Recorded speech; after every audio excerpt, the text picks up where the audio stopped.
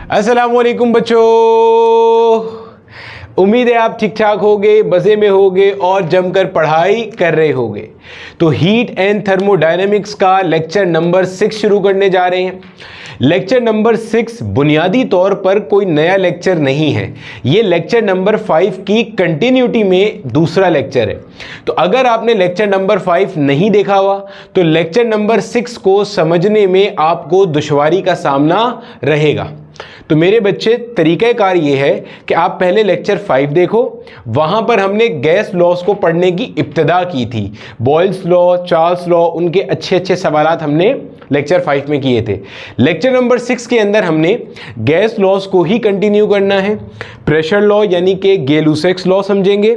Similarly Avogadro's law समझेंगे जो कि वॉल्यूम की डिपेंडेंसी बताता है नंबर ऑफ मोल्स या मॉलिक्यूल से रिलेटेड, उसको पढ़ेंगे। फिर मेरे बच्चे इन सारे लॉस को कंबाइन करके जनरल गैस इक्वेशन ड्राइव करेंगे और उससे रिलेटेड देखेंगे कि हमारे माजी में किस तरह के सवालात पूछे गए हैं। तो हेडिंग लगा लो अपने पास, कॉन्सेप्ट ऑफ गैस लॉस। मेरा नाम बिलाल ज़िया है और ये मेरा और आपका एक नन्ना मुन्ना सा प्यारा सा प्लेटफॉर्म है जहां पर हम 11 और 12 की फिजिक्स पढ़ रहे हैं। ठीक है, चलो अब मेरे बच्चे ज़रा सा मैं रिवाइज कर दूं हमने बॉयल्स लॉ में जो बात पढ़ी थी, क्योंकि वहीं से हमारी बात आगे चलेगी। बॉयल्स लॉ में हमने ये पढ़ा था मुझे पता है आप रिवाइज करके आए होंगे, लेकिन फिर भी थोड़ा सा हमने पढ़ा था कि किसी भी given mass of a gas के लिए एट कांस्टेंट टेम्परेचर वॉल्यूम और प्रेशर का रिलेशन क्या था? इनवर्स था। मैंने कहा था टेम्परेचर कांस्टेंट रहते हुए प्रेशर और वॉल्यूम का रिलेशन ये है, प्रेशर बढ़ाएंगे तो वॉल्यूम कम होगा और प्रेशर कम करेंगे तो वॉल्यूम बढ़ेगा। फिर हमने इसके ग्राफ देखे और क्वेश्चन देखे। सिमिलरली अगला जो हमने लॉ पढ़ा था वो था मेरा बेटा हमारे पास चार्ल्स लॉ। चार्ल्स लॉ के अंदर क्या था कि अगर आपके पास एक given mass of a gas है, मैंने आपको यह बात भी बताई थी कि हम जितने भी गैस लॉस डिस्कस करेंगे उन सब के अंदर हमने मास ऑफ द गैस को कांस्टेंट रखा है, यानी कि कांस्टेंट गैस का मास है। यानी कि अगर मेरे पास एक गैस का सैंपल है, मान लो उसके 5 मोल हैं, तो जो मैं एक्सपेरिमेंट कर रहा हूं ना प्रेशर को बढ़ाने वाला या कम करने वाला, तो during the change in pressure हम mass of the gas change नहीं कर रहे, हम moles of the gas change नहीं कर रहे, ध्यान में रखिएगा। तो for the given mass of a gas at constant pressure, यहां पे हमने प्रेशर कांस्टेंट माना था और फिर हमने कहा था वॉल्यूम और एब्सोल्यूट टेम्परेचर का या टेम्परेचर का रिलेशन डायरेक्ट है। टेम्परेचर बढ़ाएंगे तो वी भी क्या होगा? बढ़ेगा। टेम्परेचर कम करेंगे तो वी क्या होगा? कम होगा। और हमने इसकी पूरी थ्योरी भी देखी थी। अब मेरा बेटा हमारे पास आज के लेक्चर में जो पढ़ने वाला पहला लॉ है दैट इज गे-लुसैक्स लॉ, और इसको मेरा बेटा प्रेशर लॉ भी कहते हैं, या इसको बास किताबों में चार्ल्स लॉ का प्रेशर वाला वेरिएंट भी कहते हैं। क्या मतलब सर? देखो यहां क्या था, चार्ल्स लॉ का वॉल्यूम वाला वेरिएंट था। ये क्या क्या मतलब सर वॉल्यूम वाला वेरिएंट? अभी समझ में आएगा। गे-लुसैक्स लॉ की अगर मैं स्टेटमेंट लिखूं ना तो that is P is directly proportional to T, यानी कि pressure exerted by gas molecule is directly proportional to its absolute temperature. Temperature बढ़ाओगे तो pressure exerted by gas molecules भी क्या होगा? बढ़ेगा। लेकिन ये किस कंडीशन में है? Eight constant volume. अब देखो ऊपर और नीचे वाले की सिमिलैरिटी क्या है, इसकी और इसकी। इसके अंदर यहां पे क्या था? V था, इसमें यहां पे क्या है? प्रेशर है।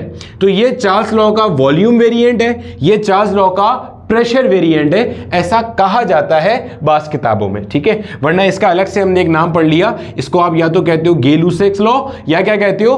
Pressure law. ठीक हो गया। अभी सर हमें याद कैसे रहेगा कि किस लॉ में क्या चीज कांस्टेंट है? मैं आपको अभी सब पढ़ाऊंगा, कैसे याद रहेगा, टेंशन नहीं लेनी। मैं आपको आखिर में एक निमोनिक बता दूंगा, एक जुमला बता दूंगा जिससे आप याद रखोगे, परेशान नहीं हो, भी सिर्फ समझने पे तवज्जो दो। चार्ल्स लॉ के अंदर हमने क्या कांस्टेंट माना था? Pressure. At constant pressure when we will increase the temperature तो वॉल्यूम बढ़ेगा, टेम्परेचर कम करेंगे तो वॉल्यूम कम होगा।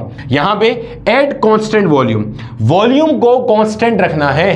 वॉल्यूम को कांस्टेंट रखते हुए टेम्परेचर बढ़ाएंगे तो प्रेशर क्या होगा? बढ़ेगा। टेम्परेचर कम करेंगे तो प्रेशर क्या होगा? कम होगा। अच्छा सर जरा समझाएं तो सही कि ऐसा कैसे हो सकता है। देखो मान लो कि ये मेरा बेटा एक कंटेनर है और इस कंटेनर में इधर ऊपर एक पिस्टन है। ये जो अपना पिस्टन है ना, ये पिस्टन मेरे बेटे यहां से सील हुआ है। सर सील होने का क्या मतलब है? ये पिस्टन ऊपर नीचे मूव नहीं कर सकता, ना ऊपर जा सकता है ना नीचे जा सकता है। अब यहां पे हमारे पास ये गैस के मॉलिक्यूल्स हैं और हमें पता है गैस के मॉलिक्यूल्स के पास इंटरनल एनर्जी होती है। कहां से? सराउंडिंग के टेम्परेचर की वजह से या सराउंडिंग से थर्मल एनर्जी एक्वायर करके इनके पास इंटरनल एनर्जी है। और इस इंटरनल एनर्जी के सबब ये क्या कर रहे हैं? ये रैंडमली मूव कर रहे हैं। कोई कहां जा रहा है, कोई कहां जा रहा है, कोई किधर जा रहा है और कोई किधर जा रहा है। आपने बोला ठीक है सर। ये कभी ना कभी आपस में टकराएंगे? जी सर। ये कभी ना कभी ऊपर जाकर पिस्टन से टकराएंगे? जी सर टकराएंगे। और आपको पता है जब टकराते हैं तो फोर्स एक्सर्ट होती है और फोर्स पर यूनिट एरिया, ये मेरा बेटा क्या होता है? सर ये तो प्रेशर होता है। हमने पढ़ी है ये बात। ये क्या होता है? प्रेशर होता है। इसका मतलब ये हुआ कि ये मॉलिक्यूल ऊपर जाके प्रेशर एक्सर्ट कर रहे हैं। आप बोलोगे जी सर प्रेशर एक्सर्ट कर रहे हैं, वेरी गुड। अब गौर से देखो, अभी इनके पास मॉलिक्यूल्स के पास कोई इंटरनल एनर्जी है, ठीक है। अगर मैं टेम्परेचर बढ़ा दूं इनका, कैसे बढ़ाऊंगा? मैंने इनको हीट एनर्जी प्रोवाइड करना शुरू कर दी किसी भी तरह से। मान लो मैंने सराउंडिंग का टेम्परेचर चेंज कर दिया, सराउंडिंग का टेम्परेचर बढ़ेगा तो वहां से हीट एनर्जी सिस्टम में फ्लो करेगी। पहले लेक्चर में ये बात डिस्कस की थी ना कि हीट फ्लो करती है ड्यू टू टेम्परेचर डिफरेंस। या मैंने इनको डायरेक्टली हीट एनर्जी प्रोवाइड करना शुरू कर दी। जब इनको हीट एनर्जी दूंगा तो इनकी इंटरनल एनर्जी क्या होगी? बढ़ेगी। जब इंटरनल एनर्जी बढ़ेगी इसका मतलब टेम्परेचर क्या होगा? बढ़ेगा। और इंटरनल एनर्जी बढ़ने का मतलब इनकी ट्रांसलेशनल काइनेटिक एनर्जी क्या होगी? बढ़ेगी। और काइनेटिक एनर्जी एसोसिएटेड होती है with the motion of the particles. इसका मतलब ये ज्यादा तेजी से मूव करना शुरू करेंगे। यानी कि जो पहले आहिस्ता आहिस्ता जा रहा था ना मरे मरे कदमों से, जैसे तुम पढ़ने जाते हो ऐसे डुम डुम डुम डुम, अब तेजी से जाएगा डुम डुम डुम डुम करते हुए। यानी कि जब ये तेजी से जाएगा मेरे बच्चे तो क्या होगा समझना, जब ये तेजी से जाएगा तो ज्यादा जोर से टकराएगा दूसरे से जाके। भाई खुद सोचो, तुम ऐसे चलते चलते चलते चलते किसी से टकराओ और ऐसे भागते हुए आके टकराओ तो किस केस में ज्यादा फोर्स अप्लाई होगी? जाहिर है जब तुम भागते हुए आकर ताकत लगाओगे तो फोर्स क्या होगी? बढ़ जाएगी। यानी कि अब सोचो समझो, ये मॉलिक्यूल पहले आहिस्ता आहिस्ता आहिस्ता जाके ऊपर टकराते थे, अब तेजी से जाके टकरा रहे हैं तो गोया पिस्टन के ऊपर जो फोर्स लग रही थी वो बढ़ गई। जब फोर्स बढ़ गई तो मेरा बेटा pressure exerted by the gas molecules भी क्या हो गया? बढ़ गया। तो सीखा आपने कैसे? जब आपने कांस्टेंट वॉल्यूम पर, वॉल्यूम अभी कांस्टेंट है ना, पिस्टन ऊपर तो नहीं जाने दे रहे आप, टेम्परेचर को जब आपने बढ़ाया तो टेम्परेचर के बढ़ाने की वजह से काइनेटिक एनर्जी बढ़ी और मॉलिक्यूल ज्यादा ताकत से जाके ऊपर क्या कर रहे हैं? पिस्टन पर फोर्स अप्लाई कर रहे हैं। तो आप कहोगे प्रेशर क्या हो गया? बढ़ गया। सिमिलरली आप टेम्परेचर कम कर दोगे तो काइनेटिक एनर्जी कम हो जाएगी, आहिस्ता आहिस्ता जाके टकराएंगे तो अल्टीमेटली जो प्रेशर है वो भी क्या होगा? कम हो जाएगा। ये बात हमने पढ़ ली। P directly proportional to T हो गया। अच्छा सर, अच्छा आगे देखते हैं। जब मेरे बेटे जब मैं प्रोपोर्शनलिटी हटाऊंगा तो यहाँ पे एक अदद क्या आएगा? कांस्टेंट आएगा। अब तो आप लोग चैंपियन हो गए होगे। एक काम करना, यहाँ पे वीडियो को पॉज करना और इसका ग्राफ ड्रॉ करना। एक POT का ग्राफ बनाना और एक P/T का ग्राफ बनाना और मैच कर लेना। दो लॉज मैं आपको ऑलरेडी पढ़ा चुका हूं। यही तो फिजिक्स की खास बात है, या खूबसूरत बात है कि आप अगर कॉन्सेप्चुअली चीज को एनालाइज करते हुए चलोगे ना तो आपको नजर आएगा सारे टॉपिक्स में घुमा फिरा के एक ही तरह से डेरिवेशन होती है या एक ही तरह से काम चलता है। अगर मैं T को नीचे ले आऊं तो क्या बनेगा? P डिवाइडेड बाई T मेरे बेटे is equal to some constant. आपने बोला ठीक है सर, ठीक है। इसका मतलब क्या है? इसका मतलब है आप ये कह रहे हो कांस्टेंट वॉल्यूम पर, किस पर? कांस्टेंट वॉल्यूम पर। कांस्टेंट वॉल्यूम, इसका कीवर्ड याद रखना, कांस्टेंट वॉल्यूम। जैसे बॉयल्स लॉ का कीवर्ड क्या था? Constant temperature. चार्ल्स लॉ का क्या था? Constant pressure. हमने न्यूमेरिकल प्रॉब्लम में भी ये चीज एनालाइज की थी। तो कांस्टेंट वॉल्यूम के ऊपर प्रेशर और टेम्परेचर ऑफ अ गैस का जो रेशियो है वो कांस्टेंट रहेगा। क्यों? आप टेम्परेचर बढ़ाओगे सेम प्रोपोर्शन में प्रेशर बढ़ जाएगा। ये दो गुना, जैसे मान लो शुरू में प्रेशर था x, टेम्परेचर था y, मतलब मान लो कोई गैस है, उसको आप मान लो यही गैस थी, इसका टेम्परेचर मान लो अभी है y केल्विन। मिसाल दे रहा हूं समझाने के लिए, टेम्परेचर क्या है? y kelvin. और ये जो जाके ऊपर फोर्स अप्लाई कर रहे हैं इसकी वजह से जो प्रेशर एक्सर्ट हो रहा है ऑन द पिस्टन वो मान लो है x Newton per metre square. अब अगर मैं बोलूं रेशियो बताओ इस टाइम पे क्या है तो आप क्या बोलोगे? x डिवाइडेड बाय y, यही हो जाएगा। कुछ देर के बाद आपने टेम्परेचर को बढ़ा के दोगुना कर दिया, दुगना कर दिया। टेम्परेचर पहले y केल्विन था, अब मान लो आपने 2y केल्विन कर दिया, तो टेम्परेचर 2y हो गया। Yes sir. तो भाई ये कहता है वॉल्यूम कांस्टेंट है, टेम्परेचर जितना बढ़ाएगा प्रेशर उतना बढ़ेगा। इसका मतलब ये भी कितना हो गया 2x, तो 2 से 2 मर गया। अगेन क्या आंसर आ रहा है x बटे y। तो ये तो बता रहा था कि P और T यानी कि प्रेशर और टेम्परेचर का जो रेशियो है वो कांस्टेंट रहता है कांस्टेंट वॉल्यूम पे फॉर एन आइडियल गैस। ये आपके पास क्या है, गे-लुसाक लॉ या प्रेशर लॉ या चार्ल्स लॉ का प्रेशर वाला वेरिएंट। ये चार्ल्स लॉ का वॉल्यूम वाला था, ये चार्ल्स लॉ का प्रेशर वाला वेरिएंट है। ठीक है सर, समझ में आगे बताएं, ग्राफ समझाएं जरा। मेरा बेटा अगर आप प्रेशर और टेम्परेचर का ग्राफ बनाओ, ये आपने बनाया P, ये आपने लिया T। T को देखो मैं किस में ले रहा हूं, केल्विन में। ऐसे करके आपके पास एक ग्राफ बनेगा, स्ट्रेट लाइन, एक straight line that is passing through the origin. यानी कि जब टेम्परेचर 0 है तो प्रेशर भी 0 होगा। अब यहां पे मैं वो जुमला बोलने जा रहा हूं जो अगर तो आपने पिछला लेक्चर लिया हुआ है तो आपको मजा आ जाएगा, कॉन्सेप्ट का फील आ जाएगा एकदम। सर आप कैसे कह रहे हैं कि जब टेम्परेचर 0 है तो प्रेशर 0 होगा? सोचो, जो आपका टेम्परेचर है वो किसको डिफाइन करता है? सोचो टेम्परेचर किसे डिफाइन करता है? टेम्परेचर डिफाइन करता है एवरेज ट्रांसलेशनल काइनेटिक एनर्जी को, इंटरनल एनर्जी को। अगर टेम्परेचर 0 केल्विन है और ये एब्सोल्यूट स्केल है, यहां पे टेम्परेचर डायरेक्ट इंटरनल एनर्जी को शो करता है। अगर टेम्परेचर 0 है इसका मतलब काइनेटिक एनर्जी 0 है। काइनेटिक एनर्जी एसोसिएटेड है with the motion of the molecules. अगर काइनेटिक एनर्जी 0 है इसका मतलब मॉलिक्यूल मूव कतई नहीं कर रहा। जब एक मूव ही नहीं कर रहा, खुद सोचो, मान लो मैंने तस्वीर ले ली, मॉलिक्यूल यहां रुका हुआ है, मूव नहीं कर रहा। क्यों? काइनेटिक एनर्जी नहीं है, टेम्परेचर 0 है। जब मूव नहीं करेगा तो क्या जाके ऊपर टकराएगा? नहीं सर। जब टकराएगा नहीं तो क्या प्रेशर अप्लाई करेगा? नहीं सर। इसका मतलब टेम्परेचर 0 तो प्रेशर भी क्या है? 0। टेम्परेचर 0 तो प्रेशर 0, क्योंकि 0 केल्विन पे मॉलिक्यूलर मोशन एग्जिस्ट नहीं करता, क्योंकि इंटरनल एनर्जी क्या है? 0 है। तो ग्राफ पढ़ना आ गया आराम से। ये वाला कौन सा पॉइंट है? 0,0। भाई इस पे x भी 0, y भी 0, 0 kelvin 0 Newton per metre square. इसका मतलब जब 0 केल्विन है तो प्रेशर भी क्या है? 0 है, क्योंकि गैस के मॉलिक्यूल मूव करेंगे तो जाके टकराएंगे ना भाई साहब। सही है। और जैसे जैसे टेम्परेचर बढ़ा रहे हैं वैसे वैसे प्रेशर क्या हो रहा है? बढ़ रहा है। देखो ना, जब आप यहां से आगे चले गए, मान लो ये वाला पॉइंट कंसीडर कर लो, देखो जब आपने टेम्परेचर बढ़ाया तो प्रेशर बढ़ गया, प्रेशर की ये वाली वैल्यू आ गई। ठीक है, टेम्परेचर इस पे, प्रेशर ये है। टेम्परेचर और बढ़ा दोगे प्रेशर और बढ़ जाएगा। सही है। अच्छा, अब अगर मैं P/T का ग्राफ बना लूं भाई साहब, देखो समझो यहां पे, अगर मैं P/T का ग्राफ बनाऊं और यहां पे प्रेशर ले लूं या टेम्परेचर ले लूं, एक ही बात है। तो आपके भाई ये तो कांस्टेंट लाइन आएगी ऐसे। क्यों सर? अरे भाई पहले भी 2 दफा बताया था ना, फिर सुन लो। मान लो मैंने यहां प्रेशर लिया, टेम्परेचर नहीं लिया, तो भाई ये प्रेशर की डिफरेंट वैल्यूज हैं। समझो यहाँ पे प्रेशर 0p, यहाँ पे मान लो 1p, यहाँ पे मान लो 2p। भाई जैसे जैसे आप x एक्सिस पे आगे जा रहे हो वैसे वैसे वैल्यू बढ़ेगी ना।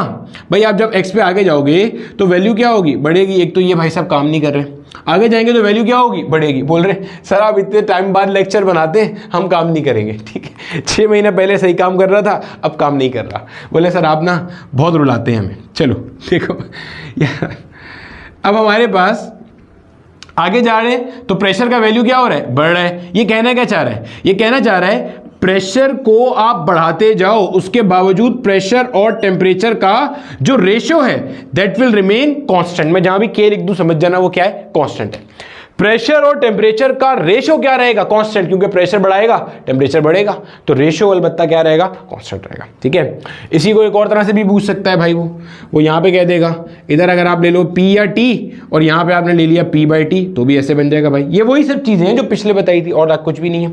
ये क्या बता रहा है? मान लो आपने यहाँ टेम्परेचर कंसिडर किया हुआ है, तो यहाँ टेम्परेचर 0 था, मान लो ये प्रेशर था, फिर जब टेम्परेचर बढ़ा दिया तो ये हो गया, ये हो गया। ठीक है, बात समझ आ रहा है? बढ़ता जा रहा है ये। मतलब यहाँ से हम स्टार्ट करेंगे, यहाँ पे टेम्परेचर की कोई भी वैल्यू मान लो, एक लेट्स से टेम्परेचर की T वैल्यू थी तो एक P/T की सर्टेन वैल्यू, फिर ऊपर जाएंगे तो टेम्परेचर की वैल्यू बढ़ गई 2T, तब भी P/T की वही वैल्यू, फिर 3T तब भी वही वैल्यू, ऐसे चलेगा ये। ठीक हो गया मेरे बच्चे। इसी के अंदर अगर टेम्परेचर केल्विन में ना होता, डिग्री सेल्सियस में होता, तो क्या होता भाई साहब? तो ऐसे बनता। ये मान लो टेम्परेचर है किसके अंदर? डिग्री सेल्सियस में। अभी यह पॉजिटिव है, ये नेगेटिव है, और ये क्या है आपके पास? प्रेशर है। अब क्या होगा? अब इस तरीके से एक ग्राफ बनेगा। यानी कि ये वाला जो पॉइंट है ना यहाँ पे, ये आपके पास कौन सा पॉइंट है, टेम्परेचर 0 डिग्री सेल्सियस का। टेम्परेचर 0 डिग्री सेल्सियस पे प्रेशर 0 नहीं होगा, क्योंकि टेम्परेचर 0 डिग्री सेल्सियस का मतलब केल्विन में 0 नहीं होता, केल्विन में तो 273 है। इसका मतलब इस पॉइंट पर इंटरनल एनर्जी 0 नहीं है, इंटरनल एनर्जी है, और काइनेटिक एनर्जी भी 0 नहीं है, काइनेटिक एनर्जी भी है, और मॉलिक्यूलर मोशन सीज भी नहीं किया, तो इस पॉइंट पे प्रेशर होगा। अगर आपको 0 प्रेशर वाला पॉइंट चाहिए तो आप इसको पीछे लेकर आओगे, ये वाला जो पॉइंट आएगा जिसको आपने कहा था ना -273.15 डिग्री सेल्सियस या 0 केल्विन या माइनस का 459.67 डिग्री फ़ारेनहाइट, ये होगा। भाई साहब मैं थोड़ा सा तेज बता रहा हूं इसलिए कि ये लेक्चर 6 लेक्चर 5 की कंटिन्यूटी में है, ये मैंने उसी के साथ शूट करना था, वो 1 घंटा 15 मिनट का लेक्चर हो गया था, इसलिए मैंने उसको आगे कंटिन्यू नहीं किया था, वरना ये सारी बात मैं वहां पर ऑलरेडी बता चुका हूं कि T0 डिग्री सेल्सियस का मतलब ये नहीं है कि टेम्परेचर 0 हो गया, क्योंकि डिग्री सेल्सियस और degree Fahrenheit they are arbitrary scales, यानी कि मतलब वो नहीं है, रेफरेंस वाले स्केल्स नहीं है, आर्बिटरी हैं। जिसका दिल करा उसने भाई 0 से स्टार्ट कर दिया, अब उसकी मर्जी थी, ठीक है। मतलब जैसे फ़ारेनहाइट 32 से स्टार्ट होता है, उसकी मर्जी भाई, ठीक है। अब इसमें जो एक्चुअल स्केल है या जो एब्सोल्यूट स्केल है वो आपका केल्विन स्केल है, जिसकी बेसिस पे हम सारी कैलिब्रेशन करते हैं, ठीक है मेरे बच्चे। चलो छाप लो इसको जल्दी से, आगे चलते हैं और इससे रिलेटेड माजी में एक अच्छा सा सवाल आया हुआ है वो देख लेते हैं। अब देखो मेरे बच्चे, आपके सामने जो है ना वो एक सिंपल सा क्वेश्चन दिया हुआ है, सवाल पूछा गया है एनईडी यूनिवर्सिटी, मेरी यूनिवर्सिटी 2011 में। अच्छे अच्छे क्वेश्चन भी आते थे एनईडी में पहले, अब थोड़ा लेवल कम हो गया, ठीक है। कहता है pressure of a gas filled in a close container increases by 1% when the temperature is increased by 1 degree Celsius. Find the initial temperature of the gas. फिर पढ़ो, pressure of a gas filled in a closed container increases by 1% when the temperature is increases by 1 degree Celsius. अब पहली चीज तो ये, sir हमें कैसे पता चलेगा ये गे-लुसैक्स लॉ का सवाल है, प्रेशर लॉ का सवाल है? दो आंसर्स हैं। सबसे पहली चीज, आपको ये टर्म लिखी नजर आ रही है, इन अ क्लोज्ड कंटेनर, दिख रहा है? इन अ क्लोज्ड कंटेनर, जी सर दिख रहा है हमें, इन अ क्लोज्ड कंटेनर दिख रहा है। क्लोज कंटेनर का मतलब कभी कभार वो यहां पे रिजिड कंटेनर यूज करेगा, क्लोज कंटेनर यूज करेगा, सील्ड पिस्टन यूज करेगा। यानी कि इसका मतलब ये हो गया कि मेरा बेटा इसने वॉल्यूम को फिक्स कर दिया। अब जब आपको वॉल्यूम के फिक्स होने का पता चल गया तो भाई साहब फिर इसका मतलब क्या है? इसका मतलब ये है कि आपके पास ये सवाल किसका है, गे-लुसैक्स लॉ का है या प्रेशर लॉ का है। एक आंसर ये रहा।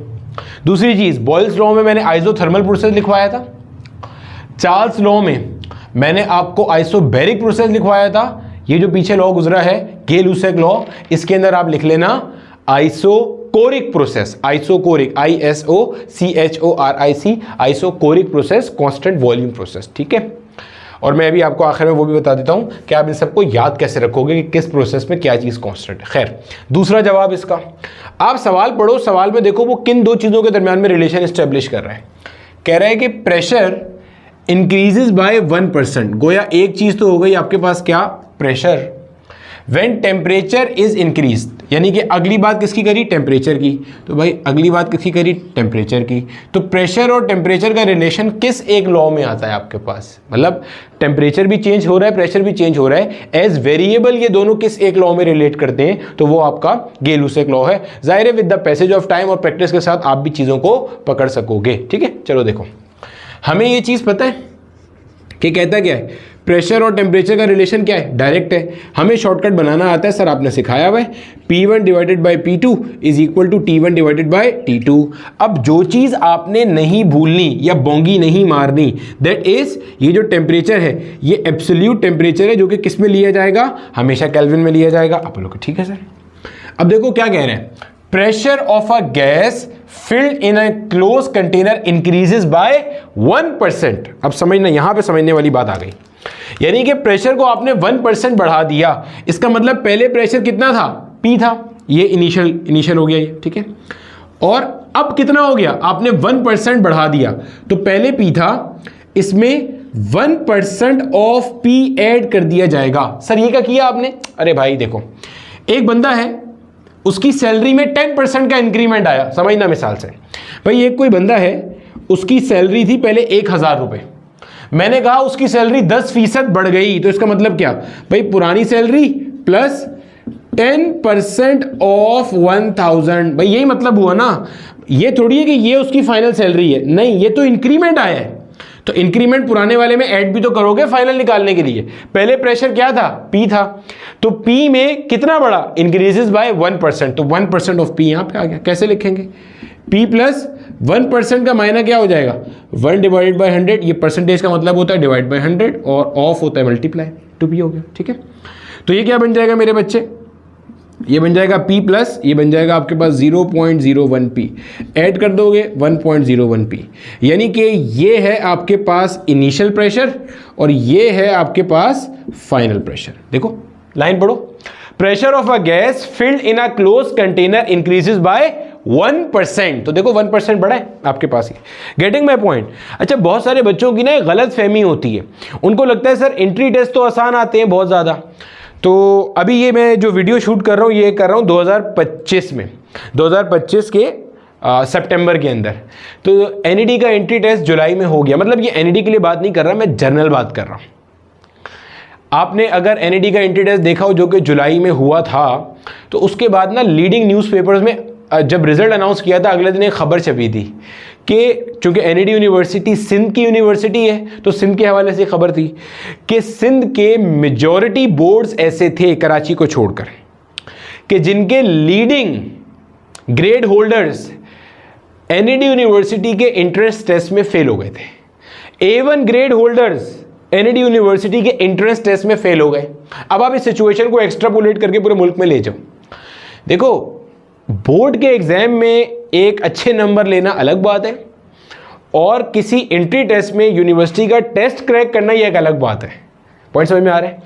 वहां पे रट्टा चलता है, यहां पे रट्टा नहीं चलता। अब देखो, इस सवाल में कोई रट्टा नहीं है, आपको हर चीज़ को समझना और समझ के इम्प्लीमेंट करना ज़रूरी है। तो मेरी कोशिश यही होती है कि आपको बोर्ड लेवल की फिजिक्स के साथ कॉम्पिटिटिव एग्जाम्स की फिजिक्स को आपस में मर्ज करके पढ़ाया जाए, तभी मैं यहाँ पे डेरिवेशंस भी सारी लेके चलता हूँ और क्वेश्चंस भी सारे लेके चल रहा होता हूँ। ठीक है, तो ये इनिशियल प्रेशर हो गया, वो क्या हो गया, फाइनल प्रेशर। अब क्या कहता है, temperature is increase by 1 degree Celsius, यानी कि जो आपको 1 डिग्री सेल्सियस दिया हुआ है, ये पता है क्या दिया हुआ है, ये डेल्टा टी दिया हुआ है। इतनी बात तो समझते हो ना, ये क्या है, डेल्टा टी। क्यों भाई, इतना टेम्परेचर इंक्रीज हो गया तो जो इंक्रीमेंट आया वो बेसिकली चेंज इन टेम्परेचर है, 1 डिग्री सेल्सियस है। और हमें ये बात पता है अपने माजी से कि डेल्टा टी चाहे डिग्री सेल्सियस में हो चाहे केल्विन में, वो एक बराबर होता है। तो मान लो पहले टेम्परेचर टी केल्विन था और उसके बाद 1 केल्विन का इंक्रीमेंट आ गया, तो अब क्या हो गया, टी प्लस 1 केल्विन हो गया। Getting my point? भाई 1 डिग्री सेल्सियस बढ़ाना, तो जितना डिग्री सेल्सियस में इंक्रीमेंट आएगा उतना ही केल्विन में इंक्रीमेंट आएगा, तो वही चीज़ मैंने लिख दी। अब आ गया ये, भाई अप्लाई कर दो इसके ऊपर। पुराना प्रेशर कितना है, P, नया प्रेशर कितना है, 1.01 P। T1 पुराना टेम्परेचर कितना है, T केल्विन, नया टेम्परेचर कितना है, T प्लस 1 केल्विन। ध्यान में रखिएगा मैंने टेम्परेचर डायरेक्टली केल्विन में ही लिया है, क्योंकि मुझे नजर आ रहा है ऑप्शन सारे किस में दिए हुए, केल्विन में ही दिए हुए। बोला ठीक है सर, समझ में आता है। क्रॉस मल्टीप्लाई, ये और ये मर गया, क्रॉस मल्टीप्लाई कर दो भाई, ये बन जाएगा T plus 1 is equal to 1.01 into T. ऐसे ही है, इस T को उठा के वहाँ ले जाएंगे तो क्या बनेगा, ये बन जाएगा 1 will be equal to 1.01 into T minus का T। ऐसे ही होगा, देखो ना, ये T वहाँ चला जाएगा। ठीक है सर, 1.01 T में से जब आप T को माइनस कर दोगे तो क्या बनेगा, 0.01 T बन जाएगा। आपने बोला ठीक है सर, कोई मसला ही नहीं है यहाँ तक। ये 0.01 यहाँ पे क्या हो रहा है, मल्टीप्लाई इधर आके क्या हो जाएगा, डिवाइड हो जाएगा, यानी कि T will be equal to 1 divided by 0.01। अगर डेसिमल को राइट पे जाएं तो पावर क्या होती है, नेगेटिव में आती है, 1 और 1 2, यानी कि ये हो जाएगा 1 इंटू, मतलब 1 और 1 2 गया ना, तो 10 पावर -2, 1 इंटू, भाई डेसिमल देखो ये था, 1 और 1 2 स्टेप चला गया राइट पे, तो पावर माइनस में आ गई। ये जब ऊपर में आएगा तो क्या हो जाएगा, 10 पावर 2 हो जाएगा। 10 पावर 2 का मतलब क्या होता है, 100 केल्विन। तो 100 केल्विन है, ऑप्शन ए इज करेक्ट। ठीक है मेरे बच्चे, यहाँ पे हमारा जो ये सवाल है ये मुकम्मल होता है और हमारे पास 100 केल्विन आंसर आ गया। ठीक है भैया, जहन में रखिएगा चार्ल्स लॉ और गे-लुसैक्स लॉ दोनों के अंदर ये जो आपके पास डायरेक्टली प्रोपोर्शनल के बाद T लिखा होता है, ये हमेशा किस में होना चाहिए, केल्विन में। ये डिग्री सेल्सियस में नहीं हो सकता कभी भी, और डिग्री सेल्सियस में आपका आंसर नहीं आएगा। सर आपने कहा था आप याद दिलाएंगे कि कैसे हम इसको याद रख सकते हैं, तो भाई इसका एक सिंपल सा जुमला है। अब देखो मेरे बच्चे, सिंपल सा जुमला है, कैसे हम याद रख सकते हैं। देखो, BTC पढ़ने गए वैन में, फिर से BTC पढ़ने गए वैन में, BTC पढ़ने गए वैन में, तो कैसे याद रखोगे, BTC पढ़ने गए वैन में। सर याद कैसे रखेंगे जरा बताएं, BTC पढ़ने गए वैन में। देखो भाई सबसे पहले ये क्या है, बॉयल्स लॉ। बॉयल्स लॉ में क्या कांस्टेंट है, टेम्परेचर। BTC पढ़ने गए वैन में, बॉयल्स लॉ टेम्परेचर कांस्टेंट। ये क्या है, चार्ल्स लॉ। चार्ल्स लॉ में प्रेशर कांस्टेंट, तो चार्ल्स लॉ में प्रेशर कांस्टेंट। ये क्या है, गे-लुसेक लॉ, इसमें क्या कांस्टेंट, वॉल्यूम कांस्टेंट। तो BTC पढ़ने गए वैन में, ठीक हो गया। ऐसे हम याद रख सकते हैं, Boyle's law temperature constant, Charles law pressure constant, Gay Lussac's law volume constant. तो BTC पढ़ने गए वैन में, छाप लो। आगे चलते हैं, एवोगैड्रोस लॉ शुरू करते हैं। अब देखो मेरे बच्चे, हमारे पास जो हमारा अगला लॉ है पढ़ने के लिए, वो हमारे पास है एवोगैड्रोस लॉ, ठीक है। और उसके बाद हम हमारी जनरल गैस इक्वेशन ड्राइव करेंगे, एवोगैड्रोस लॉ, ठीक है सर। बताइए आगे। अब देखो भाई, एवोगैड्रो लॉ जो है ना, ये बहुत सिंपल है। Volume of a gas is directly proportional to the number of moles at constant temperature and pressure. Sir क्या बोला, कुछ समझ में नहीं आया, आहिस्ता आहिस्ता, ठीक है, आहिस्ता आहिस्ता। आपने कभी बलून फुलाया है? जी सर फुलाया है। उसमें क्या होता है, शुरू में बलून का साइज छोटा सा होता है, आप उसमें हवा डालते हो बढ़ जाता है, और हवा डालते हो और बढ़ जाता है। तो क्या हो क्या रहा है, हो क्या रहा है, समझो इस बात को। हो ये रहा है, जब आप बलून में हवा डाल रहे हो, और से सुनना, जब आप बलून में हवा डाल रहे हो तो उसके नंबर ऑफ मॉलिक्यूल्स क्या हो रहे हैं, बढ़ते जा रहे हैं। तो मेरे बच्चे, जब आप अपना बलून फुलाते हो तो उसमें क्या होता है, आप फूंक मारते हो। मान लो आपके एक दफा फूंक मारने पर 10 एयर के मॉलिक्यूल्स आपके मुंह से बलून में दाखिल हुए। तो पहली दफा फूंक मारी, 10 एयर मॉलिक्यूल दाखिल हुए, वो थोड़ा सा फूल गया। फिर फूंक मारी, 10 और दाखिल हुए और फूल गया। फिर फूंक मारी, 10 और दाखिल हुए और फूल गया। तो जैसे जैसे नंबर ऑफ मॉलिक्यूल्स बढ़ रहे हैं, वैसे वैसे volume occupied bye the gas भी क्या हो रहा है, बढ़ता जा रहा है। यही तो एवोगैड्रो लॉ है कि volume occupied by a gas is directly proportional to the number of moles. या इसको आप एक और तरह से भी कह सकते हो, वो भी बता देते हैं। मान लो कि आपके पास एक कंटेनर है और वो 2 मीटर क्यूब का है, सुनना गौर से, और ये दूसरा कंटेनर है, ये भी आपके पास 2 मीटर क्यूब का है, ठीक है। एक के अंदर आपने ऑक्सीजन गैस भरी हुई है, एक के अंदर आपने हाइड्रोजन गैस भरी हुई है, और आपने चेक किया तो इन दोनों का टेम्परेचर और प्रेशर कैसा है, सेम है। क्या चेक किया, टेम्परेचर और प्रेशर कैसा है, सेम है। देखो हम ये बात जानते हैं कि आप किसी कंटेनर के अंदर जो गैस रखते हो वो पूरा वॉल्यूम ऑक्यूपाई कर लेती है। इसका मतलब आप ये कहोगे कि ये जो हाइड्रोजन है, इस हाइड्रोजन ने ये पूरा 2 मीटर क्यूब ऑक्यूपाई किया हुआ है, यानी कि यहाँ पे इसका वॉल्यूम 2 मीटर क्यूब है, और यहाँ पे ऑक्सीजन ने क्या किया हुआ है, 2 मीटर क्यूब ऑक्यूपाई किया हुआ है। समझना बात को, ठीक है। और ये जो कंटेनर है ना, इस कंटेनर में ये जो पिस्टन लगा हुआ है, ये पिस्टन मूवेबल है, ऊपर भी जा सकता है नीचे भी आ सकता है। गौर से देखना, ये पिस्टन क्या कर सकता है, ऊपर भी जा सकता है और नीचे भी आ सकता है। लेकिन अभी ये यहाँ पे रुका हुआ है और आपने इनका वॉल्यूम मेजर किया तो आपको इन दोनों का वॉल्यूम कैसा मिला, 2 मीटर क्यूब 2 मीटर क्यूब, यानी कि सेम वॉल्यूम मिला। तो आप एक बात कह सकते हो, क्या आपने जब ये देखा कि देखो टेम्परेचर और प्रेशर कैसा है, सेम है, और इन दोनों गैसेस ने इक्वल वॉल्यूम ऑक्यूपाई किया हुआ है, इसका मतलब जितने मॉलिक्यूल्स ऑक्सीजन के यहां हैं उतने ही मॉलिक्यूल्स हाइड्रोजन के यहां हैं। यानी कि फिर सुनना, टेम्परेचर प्रेशर एक जैसा, कांस्टेंट, सेम है। अभी आपने नोट कर लिया, इसका जो टेम्परेचर वही इसका है, जो प्रेशर ये एग्जर्ट कर रहे हैं वो ये प्रेशर एग्जर्ट कर रहे हैं। आपने नोट कर लिया, टेम्परेचर प्रेशर सेम है। फिर आपने वॉल्यूम की रीडिंग पढ़ी, आपको पता चला यार जो वॉल्यूम इसने ऑक्यूपाई किया है वही वॉल्यूम इसने ऑक्यूपाई किया है। तो आप एक बात कह सकते हो, आपने नंबर ऑफ मॉलिक्यूल जाके गिने नहीं, लेकिन आप कह सकते हो कि equal volume of different gases, equal volume of different gases eight same temperature and pressure will have same number of molecules. ये एवोगैड्रो लॉ है। इसको एवोगैड्रो का हाइपोथेसिस भी कहते थे हम लोग। क्या कि नंबर ऑफ मॉलिक्यूल गिनने की जरूरत नहीं है, टेम्परेचर और प्रेशर को सेम करो, फिर आप देखो एक जैसा वॉल्यूम कौन कौन सी गैसेस ऑक्यूपाई कर रही हैं। जो जो एक जैसा वॉल्यूम ऑक्यूपाई करेगी इसका मतलब उनके नंबर ऑफ मॉलिक्यूल्स क्या है, सेम है। तो equal volume of different gases have at same temperature have the same number of molecule, या वाइस वर्सा कर लो। क्या मतलब सर, अगर मैं इसके अंदर ऑक्सीजन के मॉलिक्यूल्स की तादाद बढ़ाता जाऊं तो क्या होगा, इसका वॉल्यूम बढ़ता जाएगा, क्योंकि मैंने कहा ये पिस्टन मूवेबल है। गेटिंग माय पॉइंट, ये पिस्टन क्या है, मूवेबल है। जैसे बलून है, बलून में आप फूके मारते हो, मॉलिक्यूल्स ऐड करते हो, उसमें पिस्टन नहीं होता, लेकिन बलून फूल सकता है, फैल सकता है, तो वो आगे बढ़ता जाता है। यानी कि जितने ज्यादा number of molecules at same temperature pressure आप ऐड करोगे उतना वॉल्यूम क्या होगा, बढ़ता जाएगा। This is Avogadro's law. तो volume occupied by a gas is directly proportional to the number of moles of the gas present at same temperature and pressure. अच्छा, अब बच्चों का सवाल आता है, सर कभी आप नंबर ऑफ मॉलिक्यूल्स कहते हैं, कभी आप नंबर ऑफ मोल्स कहते हैं। फिलहाल के लिए आप मान लो दोनों एक ही चीजें। नहीं सर, 9th क्लास की केमिस्ट्री में पढ़ा था, सेम नहीं। अरे मान ले, अभी समझने के लिए भी सब समझाऊंगा यार, टेंशन नहीं ले। फिलहाल ये लॉ क्लियर कर जो मैं बता रहा हूं, एवोगैड्रो लॉ। एवोगैड्रो लॉ आसान तरीन भाषा में वॉल्यूम की डिपेंडेंसी देता है नंबर ऑफ मॉलिक्यूल्स पर।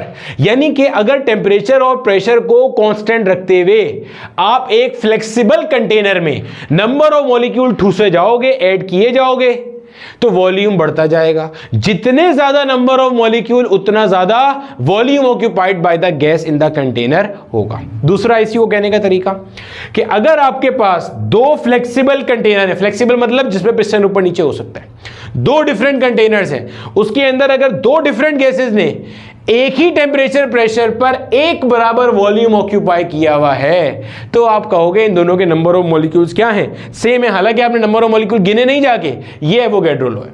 क्या, equal volume of different gases eight same temperature and pressure will have equal number of molecules.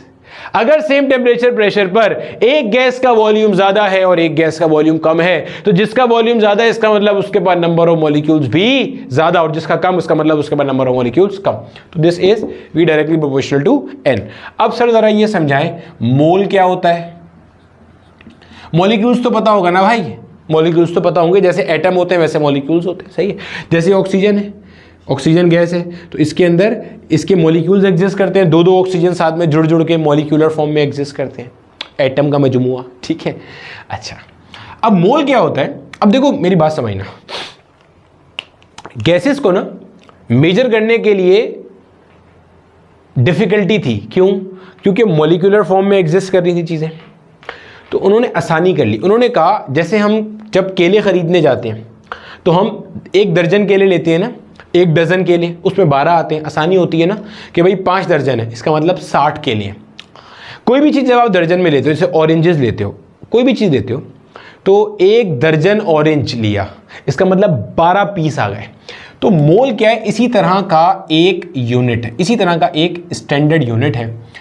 1 मोल का कोई भी सब्सटेंस होगा, 1 मोल का, यानी कि आप कहोगे ना 1 मोल कोई भी सब्सटेंस का है, तो इसका मतलब उसके पास 6.02 इंटू 10 की पावर 23 मॉलिक्यूल्स होंगे, इतने मॉलिक्यूल्स होंगे।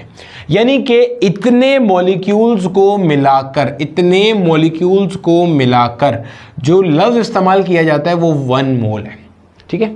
यानी कि अगर मैं कहूं मेरे पास 1 मोल ऑक्सीजन गैस है, कितनी, 1 मोल ऑक्सीजन गैस है, इसका मतलब 6.02 इंटू 10 की power 23 molecules of oxygen gas है। मैं कहूं मेरे पास 1 मोल हाइड्रोजन गैस है, तो इसका मतलब 1 मोल के अंदर इतने 6.02 इंटू 10 की power 23 molecules of hydrogen will be in their. ये मतलब है, ये है मोल। मोल को शो किससे करते हैं, स्मॉल एन से शो करते हैं, और मॉलिक्यूल्स को मैं किससे शो करूंगा, कैपिटल एन से, ध्यान में रखिएगा, ठीक है। परेशान तो नहीं होंगे हम, बिल्कुल भी नहीं होंगे सर। अच्छा, ये जो 6.02 इंटू 10 की पावर 23 का नंबर है ना, इसको हम एवोगैड्रोस नंबर कहते हैं। क्या कहते हैं भाई, इसको कहते हैं एवोगैड्रोस नंबर। एवोगैड्रोस नंबर यानी कि एवोगैड्रोस नंबर क्या है, ये वाला नंबर, सही है। तो 1 मोल का डेफिनेशन क्या है, एक मोल किसी भी सब्सटेंस का वो है कि जिसमें एवोगैड्रोस नंबर के बराबर मॉलिक्यूल्स हैं। सिंपल हो गया भाई, वही मुश्किल वाली चीजें कर दी बस, मतलब चीज आसानी है और मुश्किल कर दिया इन लोगों ने। वही है भाई, 1 दर्जन केले खरीदे, दर्जन के साथ तुम कुछ भी लगा दो, मैंने 1 दर्जन किताबें ली, मैंने 1 दर्जन कपड़े लिए, 1 दर्जन टेबलें खरीदी, 1 दर्जन ईंटें खरीदी, 1 दर्जन मार्कर खरीदे। भाई दर्जन में किसी के साथ भी लगाऊं, तुम्हारे जहन में क्या आएगा? 12 का नंबर ना, यही है ना भाई। दर्जन में किसी के साथ भी चिपका दूं, मेरी मर्जी। तो एवोगैड्रो नंबर का मतलब ये नंबर। तो एक मोल किसी भी सब्सटेंस का क्या है कि जिसके अंदर एवोगैड्रो नंबर के बराबर मॉलिक्यूल्स मौजूद है। खत्म हो गई बात। तो 1 मोल है ये, सही है। इसको Na से शो करते हैं, और जो आपके मॉलिक्यूल्स होंगे ना, मॉलिक्यूल्स को आप शो करते हो N से, ऐसे। अब जरा समझिएगा, आपको पता है 1 मोल ऑफ हाइड्रोजन अगर है, मिसाल दे रहा हूं, 1 मोल ऑफ हाइड्रोजन है तो इसके पास 6.022 × 10⁻23 मॉलिक्यूल्स होंगे। आपने बोला ठीक है सर, होंगे। अगर 2 मोल हाइड्रोजन होता फिर क्या होता भाई, जरा बताना, बता सकते हो? अगर 2 मोल ऑफ हाइड्रोजन होता फिर क्या होता? सर क्या मजाक कर रहे हैं, 1 मोल में इतने हैं ना? हाँ सर हैं। तो भाई 2 मोल में इसको मल्टीप्लाई कर देंगे, यानी कि 2 टाइम्स द एवोगैड्रो नंबर 6.022 × 10⁻23, ये हो गए 2 टाइम्स। क्या बात है यार। इसका मतलब अगर ये तुम कर क्या रहे हो, ये क्या है, ये Na है, इसका मतलब तुम ये कर रहे हो ना, 2 × Na कर रहे हो। इससे क्या मिल रहे हैं तुम्हें? टोटल नंबर ऑफ मॉलिक्यूल्स मिल रहे हैं। ये बात समझते हो? अरे भाई ये क्या है, 2 को जब इससे मल्टीप्लाई करूंगा, ये क्या है? Total number of molecules. तो गोया 2 को जब तुमने इससे मल्टीप्लाई कर दिया तो तुम्हें क्या मिल गया? टोटल नंबर ऑफ मॉलिक्यूल मिल गए। बोला जी सर बिल्कुल सही। अगर मुझे n मोल्स ऑफ हाइड्रोजन में, गौर से सुनना, n मोल्स ऑफ किसी भी सब्सटेंस में मुझे नंबर ऑफ मॉलिक्यूल्स निकाल रहे हैं कि n मोल, सब्सटेंस के n मोल्स हैं, n कितने भी हो सकते हैं, सब्सटेंस के n मोल्स हैं, और मुझे उसमें बताओ जरा नंबर ऑफ मॉलिक्यूल्स कितने। अब लोग सर क्या मुश्किल बात है, देखो 1 में कितने होते हैं? 6.022 × 10⁻23। Yes sir. 2 में कितने होते हैं? इसको 2 से मल्टीप्लाई कर दो। भाई ये क्या निकाल रहे हैं? नंबर ऑफ मॉलिक्यूल निकाल रहे हैं ना, नंबर ऑफ मॉलिक्यूल निकाल रहे हैं। भाई 1 मोल में कितने मॉलिक्यूल्स हैं? नंबर ऑफ मॉलिक्यूल्स कितने हैं? 6.022 × 10⁻23 मल्टीप्लाई बाय 1। 2 में कितने हैं? Multiply bye 2। n मोल्स में कितने हैं? Multiply by n। तो ये फॉर्मूला हो गया, यानी कि n will be equal to Avogadro's number multiply by n। इसको ध्यान में रख लीजिएगा, आगे बहुत काम आएगा हमारे। सही, ये रिलेशन है between number of molecules, Avogadro's number and number of moles. रट्टा कुछ भी नहीं है, ये बता रहा है टोटल नंबर ऑफ मॉलिक्यूल्स कितने हैं। 1 मोल है तो यहां 1 पुट कर देंगे भाई, सही, एवोगैड्रो नंबर आ जाएगा। 2 times Avogadro's number, 3 times, 4 times. इसी से अगर आप नंबर ऑफ मोल्स का फॉर्मूला निकाल लोगे तो बन जाएगा n will be equal to capital N divided by Na। Na क्या है sir? Avogadro number 6.022 power 23 molecules. सही, एवोगैड्रो नंबर को हम ऐसे कहते हैं, 6.022 पावर 23 मॉलिक्यूल्स पर मोल। 1 मोल में इतने होते हैं। ठीक है, सही हो गया सर, सही, क्लियर, समझ में आती है, कोई परेशानी वाली बात नहीं है। तो V डायरेक्टली प्रोपोर्शनल टू क्या हो गया? N हो गया। ठीक है सर, अच्छा जी, इतना हिस्सा कॉपी करो जल्दी से, आगे चले। तो भाई फिर रिपीट कर देते हैं, नंबर ऑफ मोल, मोल क्या होता है? 1 मोल किसी भी सब्सटेंस का एवोगैड्रो नंबर के बराबर मॉलिक्यूल्स का नाम है। ठीक है सर, अभी इसके अंदर ना कुछ चीजें और भी आएंगी। ठीक है, आगे देखते चलो। अब देखो मेरे बच्चे, हमें मोल का कॉन्सेप्ट समझ में आ गया कि 1 मोल किसी भी सब्सटेंस का है तो उसके अंदर स्टैंडर्ड एवोगैड्रो नंबर के बराबर मॉलिक्यूल्स हैंगे। ठीक है सर, समझ में आती है, कोई परेशानी वाली बात अपने पास नहीं है। अब यहाँ पे ना कुछ छोटी छोटी चीज़ें और सुन लो। सर केमिस्ट्री में कहाँ घुस गए अब? ये है थोड़ा सा केमिस्ट्री से रिलेटेड भी है यहाँ पे। ठीक है, केमिस्ट्री वालों ने हमसे उधार लिया हुआ है, बेसिकली तो ये हमारा ही टॉपिक है। जब हम इसको करेंगे तो क्या बनेगा? V is equal to some constant multiply by n। आपने बोला ठीक है सर, कोई परेशानी ही नहीं है। और यहाँ पे कांस्टेंट क्या होता है, ध्यान में रखिएगा, at constant temperature and pressure. ठीक है, तो V is equal to some constant into n था। आपने बोला ठीक है सर, और V upon n is equal to constant. आपने बोला ठीक है सर, यानी कि कांस्टेंट टेम्परेचर और प्रेशर पर वॉल्यूम और number of moles of a gas का जो रेशो है दैट विल रिमेन कांस्टेंट। यहां से आप इसका वो शॉर्टकट वाला फॉर्मूला भी बना सकते हो, V1/V2 is equal to N1/N2। माजी में इसके भी 1 से 2 सवाल आए हुए हैं। ठीक है, क्लियर हो गया सर, सही है। नंबर ऑफ मोल्स की थोड़ी सी बातचीत और सुन लो। एक हमने नंबर ऑफ मॉलिक्यूल्स का फॉर्मूला पढ़ लिया अभी, Avogadro number multiply by number of moles. ये क्या है भाई, नंबर ऑफ मॉलिक्यूल्स निकालने का। आपने किसी भी सब्सटेंस के अगर नंबर ऑफ मॉलिक्यूल्स कैलकुलेट करने तो एवोगैड्रो नंबर को उसके नंबर ऑफ मोल से मल्टीप्लाई कर दो, आ जाएंगे आपके पास। इस नंबर ऑफ मोल्स का एक फॉर्मूला और होता है, वो होता है small m upon capital M। ये भी समझना ज़रा, ये जो m है ना, ये है मास इन ग्राम्स। सर मास का तो स्टैंडर्ड यूनिट आपके पास किलोग्राम है, तो ये कैसे हो गया? इसलिए कि ये जो नीचे वाली चीज़ है ना भाई, यहाँ पे ये कहलाती है ग्राम मोलर मास। क्या कहलाती है ये? ग्राम मोलर मास। सर ये क्या अजीबोगरीब चीज़ें बता रहे हैं, अभी सुनते जाओ। जैसे मेरा बेटा फॉर एग्जांपल आपने हाइड्रोजन के बारे में पढ़ा होगा कि हाइड्रोजन का जो कैपिटल M है, ग्राम मोलर मास है, दैट इज़ 2 ग्राम पर मोल। अब इसका ना कॉन्सेप्ट समझना कि ये 2 ग्राम पर मोल होता क्या है।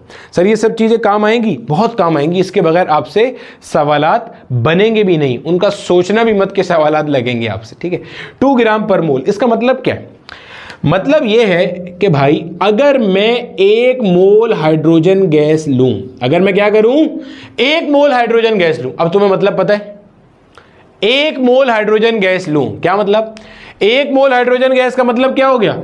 1 मोल का मतलब हो गया हाइड्रोजन के 6.022 10 पावर 23 मॉलिक्यूल्स।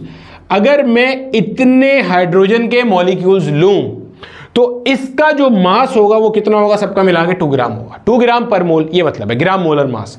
1 मोल हाइड्रोजन गैस का मास होता है 2 ग्राम। क्लियर है? 1 मोल हाइड्रोजन गैस के मॉलिक्यूल्स का मास क्या है? 2 ग्राम, ग्राम मोलर मास, ठीक है। अच्छा, 1 मोल ऑक्सीजन लेंगे तो उसका कुछ और होगा, 1 मोल नाइट्रोजन का कुछ और हो जाएगा, ठीक है। तो ये आपके पास है, क्लियर है? ये एक और फॉर्मूला हो गया। मान लो अगर आपके पास, वैसे ही सोचो, मैं कहता हूं मेरे पास 2 ग्राम हाइड्रोजन गैस है। कितना? 2 ग्राम हाइड्रोजन गैस है। बताओ कितने मोल्स होंगे? आप बोलोगे ठक, कोई मसला ही नहीं है। 2 यहां रखा भाई, ये आपके पास है ना, 2 ग्राम है, यहां रखा। और इसका ग्राम मोलर मास क्या है? 2 है, तो 2/2 1 मोल है आपके पास। मैं कहता हूं मेरे पास 4 ग्राम हाइड्रोजन गैस है। कितनी? 4 ग्राम हाइड्रोजन गैस है। तो बताओ भाई मोल्स कितने होंगे? 4 यहां रखा, ग्राम मोलर मास क्या है? 2 है, तो 4/2, इसका मतलब 2 मोल्स है भाई तेरे पास। मैंने कहा मेरे पास 10 ग्राम हाइड्रोजन गैस है, बता मोल्स कितने होंगे? तो 10 यहां रखा, ग्राम मोलर मास कितना है हाइड्रोजन का? 2 है, तो 10/2 is 5 मोल्स हैं आपके पास। क्योंकि एक मोल, एक सेट 6.022 10^23 मॉलिक्यूल्स का, उसका मास है 2 ग्राम। तो 2 सेट ऐसे होंगे तो 4 ग्राम हो गया, 3 सेट ऐसे होंगे तो 6 ग्राम हो गया, और 4 सेट हो गए तो 8 ग्राम, और 5 सेट हो गए तो 10 ग्राम। सही, ये फॉर्मूला ध्यान में रखेंगे। ये ज्यादा रखना, ये मास इन ग्राम्स होता है यहाँ पे, ठीक है। यहाँ से इस फॉर्मूले से जब भी आप मास कैलकुलेट करोगे, ग्राम मोलर मास डाल के यहाँ पे, तो मास हमेशा ग्राम के अंदर उठ के आएगा, ठीक है सर। क्लियर हो गया? और ये ग्राम मोलर मास, इसका यूनिट ये होता है ग्राम पर मोल। छाप लो जल्दी से, आगे चलते हैं और इसके कुछ सवालात देख लेते हैं। अब देखो मेरे बच्चे, आपके सामने ये NTS 2022 में पूछा गया एक क्वेश्चन है। अच्छा, NTS नेशनल टेस्टिंग सर्विस है जो कि डिफरेंट यूनिवर्सिटीज़ के टेस्ट कंडक्ट करती है। बलूचिस्तान के अंदर तो तकरीबन सारी यूनिवर्सिटीज़ का टेस्ट इनका ही होता है। AII यूनिवर्सिटी का टेस्ट भी इन्हीं का होता है। कॉमसेट्स का आपने नाम सुना होगा, उनका टेस्ट भी इन्हीं का होता है। माजी में जो मेडिकल का टेस्ट होता था ना सिंध के अंदर, वो भी यही कंडक्ट करते थे, ठीक है। पुराने टेस्ट की बात है, ये हमारे वक्तों की बात है। 2015, 14, 13, 16 इन ज़माने में NTS कंडक्ट किया करता था टेस्ट सिंध के अंदर मेडिकल का भी, ठीक है। तो उस ज़माने का ये सवाल है, ठीक है। क्या कहता है ये? मतलब 2022 का सवाल है ये, सॉरी, NTS उस ज़माने का है। एक कहता है 7 litre sample of a gas eight 300 degree Celsius and 2 atm of pressure contain 0.8 moles of gas. ये आपको जनाब उसने क्या करा, आपको उसने इनिशियल वॉल्यूम दे दिया, और ये उसने आपको इनिशियल नंबर ऑफ मोल्स भी दे दिए। Then adding 0.3 moles of gas, आपने नंबर ऑफ मोल्स ऐड कर दिए, और 0.3, पहले 0.8 थे, अब 0.3 और ऐड कर दिए। At same temperature and pressure, ये देखो कीवर्ड्स आ गए, same temperature and pressure, Avogadro law के keyword. Increases the volume, find the final volume. इंतहाई बकरी सवाल, आपसे फाइनल वॉल्यूम पूछ रहा है। बोलो भाई कोई मुश्किल ही नहीं है सर, हमें सब आता है। V directly proportional to N, relation बना लो, V1 divided by V2 is equal to N1 divided by N2। आपने बोला ठीक है सर, कोई मसले वाली बात नहीं है। Volume number 1 7 litre, volume number 2, ये तो हमें कैलकुलेट कर रहे हैं। अच्छा, पहले के number of moles 0.8, final number of moles जितने लोग 0.3 रखेंगे ना, ये गलत है, इसलिए मैंने पहले ये लिखा है, ये नहीं रखना, यहां लिख रहा हूं ये नहीं रखने। वजह, सवाल को गौर से पढ़ो। देखो आधे बच्चे क्या करते हैं, सवाल सही पढ़ते नहीं और बोलते हैं कि सवाल मुश्किल था। सवाल क्या कहता है, then adding 0.3 moles of gas. अबे जब ऐड किया तो पुराने मोल्स हवा में थोड़ी चले जाएंगे, वो अपनी जगह होंगे। यहां क्या लिखोगे, 0.8 प्लस 0.3। भाई पहले वाले भी होंगे और अभी वाले भी होंगे, बस अब कुछ नहीं करना, सिंप्लीफाई करना है।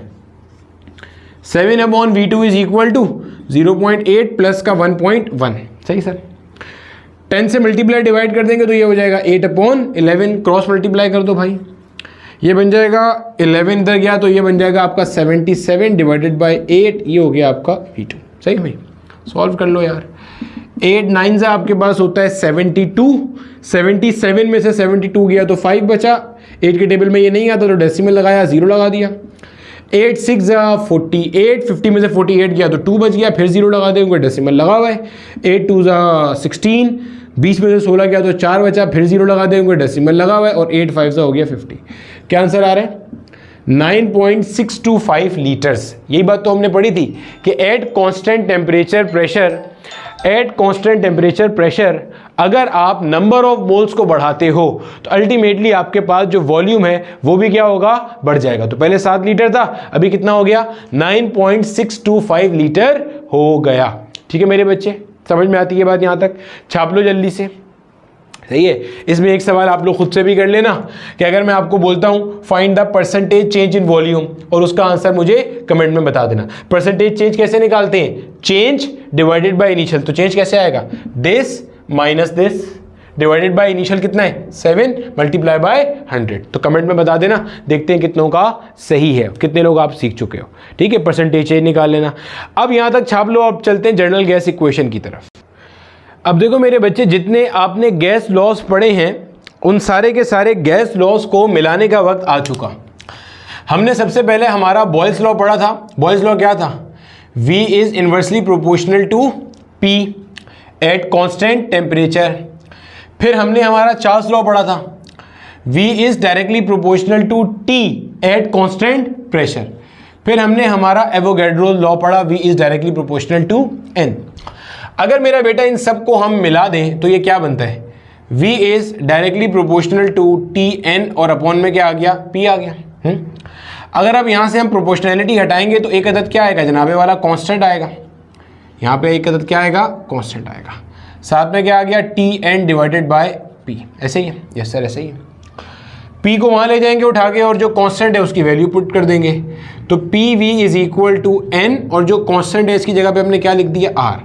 ये मेरा बेटा हमारे पास है हमारा जनरल गैस इक्वेशन।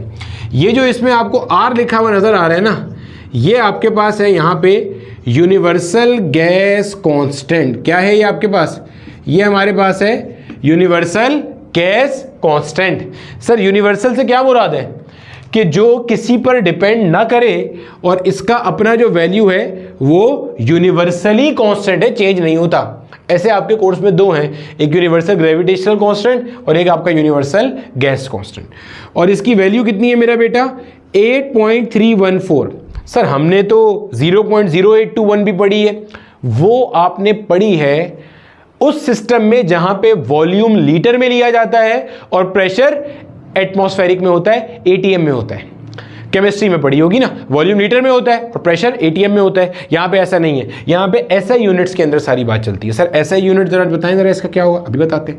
आर को सब्जेक्ट बनाओ जरा, यहां पे सर बना लिया, ये बन जाएगा पीवी डिवाइडेड बाय एनटी। आपने बोला ठीक है सर, सही समझ में आती है।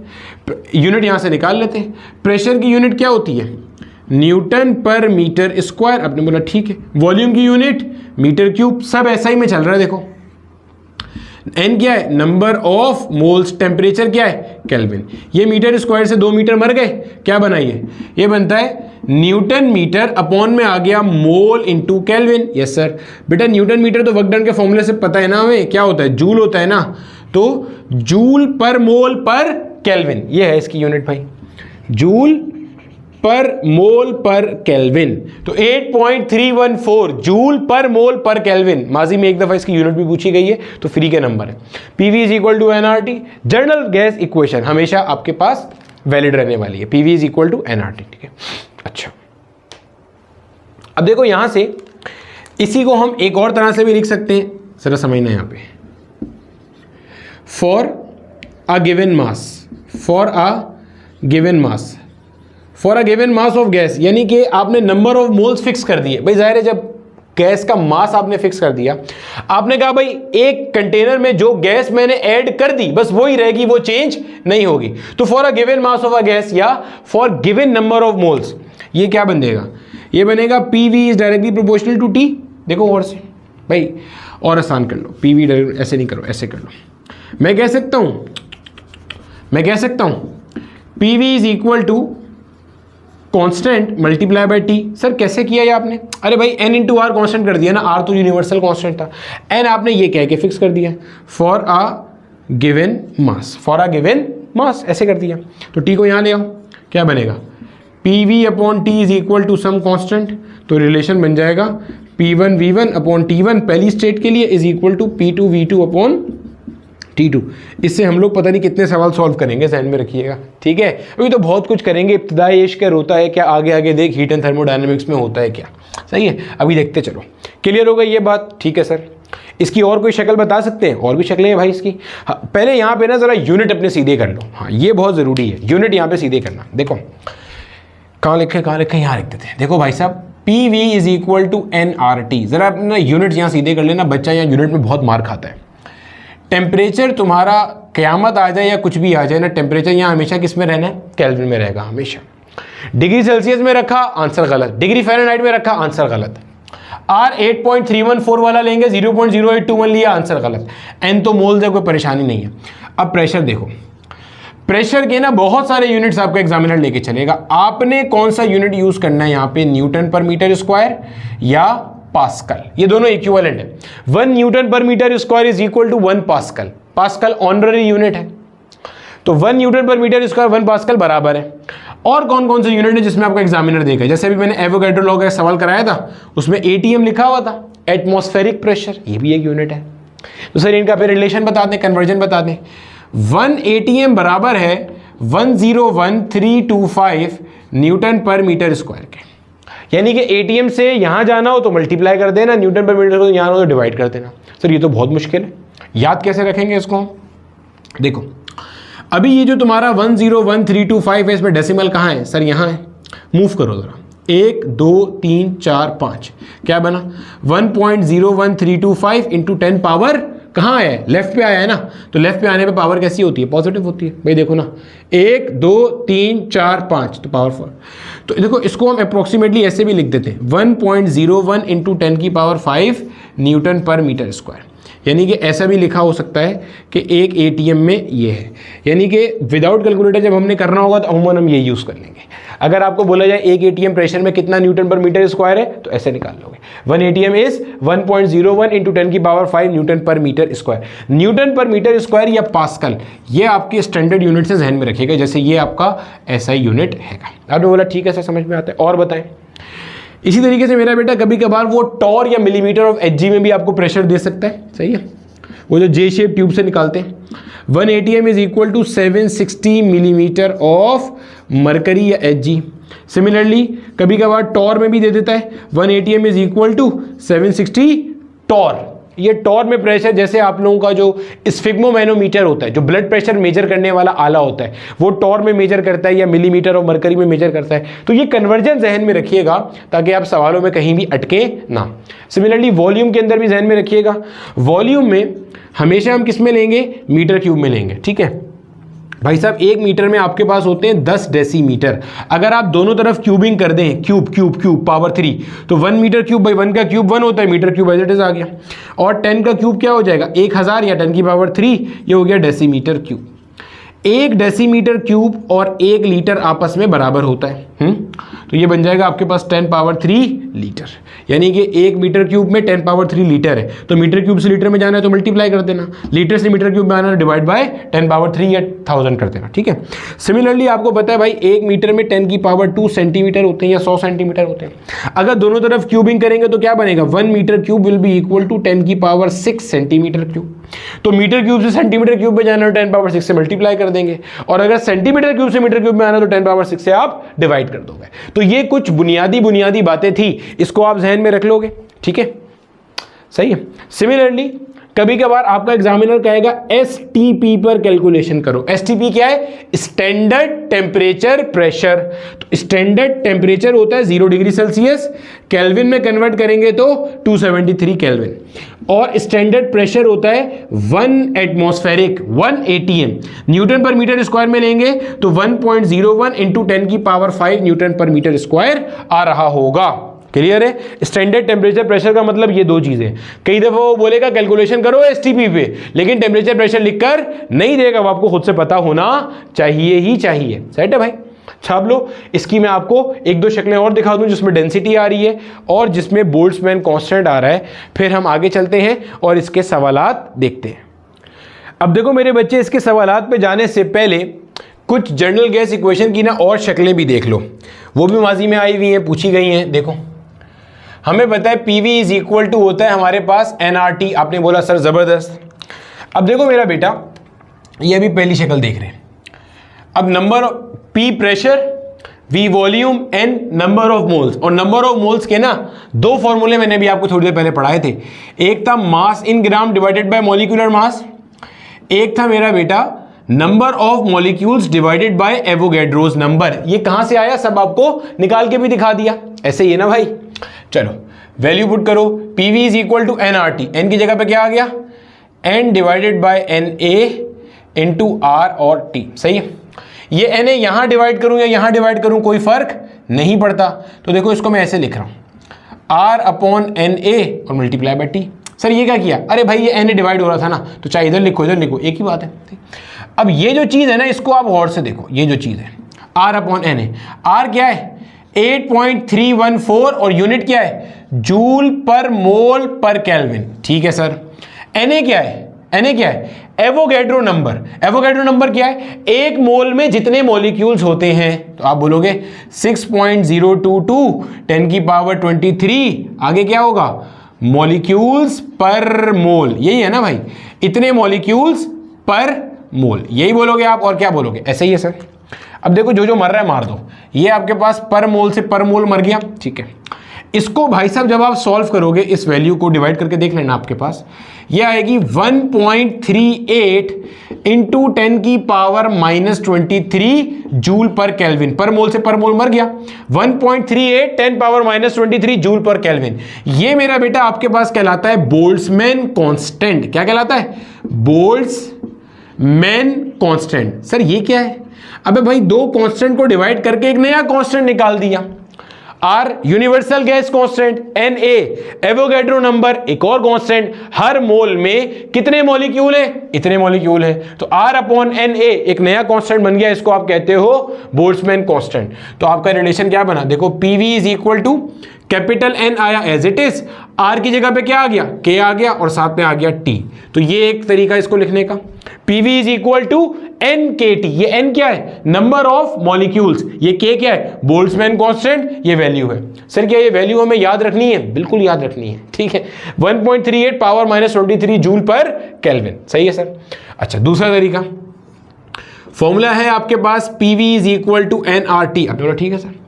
N को अब पहले वाले फॉर्मूले में खोल लो, पहले दूसरे में खोला था, पहले में खोल लो भाई। क्या बनेगा, PV is equal to small m upon capital M into RT। ठीक है सर।